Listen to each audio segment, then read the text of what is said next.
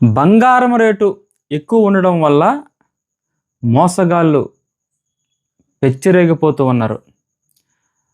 మా దగ్గరికి చాలామంది వస్తూ ఉంటారు. పలానా దగ్గర పావు కేజీ బంగారం ఉంది, అర కేజీ బంగారం ఉంది, ఎలా తీసుకోవాలి, రేట్ ఎలాగుందని చెప్పి అడుగుతారు. ఫస్ట్ అయితే ఎవరైతే మోసం చేస్తారో అన్న వ్యక్తి కొన్ని శాంపిల్స్ ఇస్తారు. ఒక 10 పూసలు ఇస్తారు. 10 పూసలు అయితే మాత్రం బంగారమే ఇస్తారు. 24 క్యారెట్ ఇస్తారు. అంటే ట్రిబుల్ లైన్ బిస్కెట్ ఇస్తారు. 10 పూసలు ఎప్పుడైతే ఇస్తారో ఏదో టచ్ షాప్కో లేకపోతే మాలాంటి దుకాణాల దగ్గరికి వచ్చి టెస్ట్ చేయించుకుంటారు, ఇది బంగారమా కాదని. అది బంగారం అని మేము చెప్తాం. అయితే పావు కేజీ అయితే ఎలా తీసుకోవాలి, అర కేజీ అయితే ఎలా తీసుకోవాలి, సగం రేటుకే వస్తుంది, బాగుంటుంది కదా అని చెప్పి ఇవన్నీ అడుగుతారు.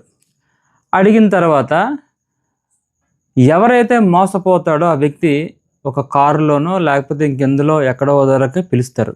ఒక జన సంచారం లేని ప్రాంతానికి పిలిచి డబ్బులు గుంజుకొని, బంగారం ఉండదు, డబ్బులు ఉండవు. అలాగా చాలామంది మోసపోతూ ఉన్నారు. అలాగే ఇంకొక రకమైన మోసం, ఒక బోరు తవ్వుతారు. ఆ బోరు తవ్వే ఆ హోల్ చూపిస్తారు. చూపించి ఇలాగ మాకు బోరు తవ్విన దీంట్లో ఒక విగ్రహం వచ్చింది, లేకపోతే ఒక ఆంజనేయ స్వామి గద వచ్చింది, ఏదో కొత్త కొత్త రకమైన మోసాలకి తెర లేపడానికి చెప్తూ ఉంటారు. మళ్ళీ ఆ ఫోటో పెట్టి పేపర్ పెడతారు. ఆ రోజు డేట్ ఇది పేపర్ పెట్టి ఫోటో తీస్తారు. ఫోటో తీసి పలానా దగ్గర రమ్మంటారు. ఏదో ఒక స్టేట్ చెప్తారు. మన వాళ్ళు మోసపోవలసిన వాళ్ళు ఏం చేస్తారంటే డబ్బులు పట్టుకొని బేరం ఆడుకొని వెళ్ళిపోతారు. అక్కడ నీట్గా డబ్బులు తీసుకొని వాళ్ళే పోలీసుల్లాగా వచ్చి బెదిరించి వెళ్ళిపోతారు. అందుకే బంగారము ఎవరు కూడా తక్కువ రేటుకి అమ్మరు. ఇప్పుడు దొంగ పనులు చేసుకున్న వాళ్ళు ఏం చేస్తున్నారంటే బంగారం బ్యాంకుల్లో పద్దు పెట్టుకుంటున్నారు.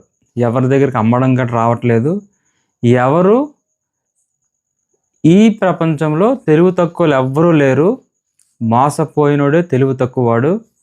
అందుకు బంగారం విషయంలో చాలా అప్రమత్తంగా ఉండండి. ఎవరి దగ్గర పావు కేజీ ఉంది, అర కేజీ ఉంది, దుబాయ్ నుంచి బిస్కెట్లు వచ్చాయి, లేకపోతే మా ఇల్లు పునాదులు తవ్వేటప్పుడు కొన్ని వస్తువులు దొరికాయి పురాతనమైనవి, అవి బంగారమే అని చెప్పి చాలామంది మోసం చేయడానికి చూస్తూ ఉంటారు. మనమైతే మోసపోకూడదు. ఫస్ట్ శాంపిల్ అయితే ఏదైతే ఇస్తారో ఆ శాంపిల్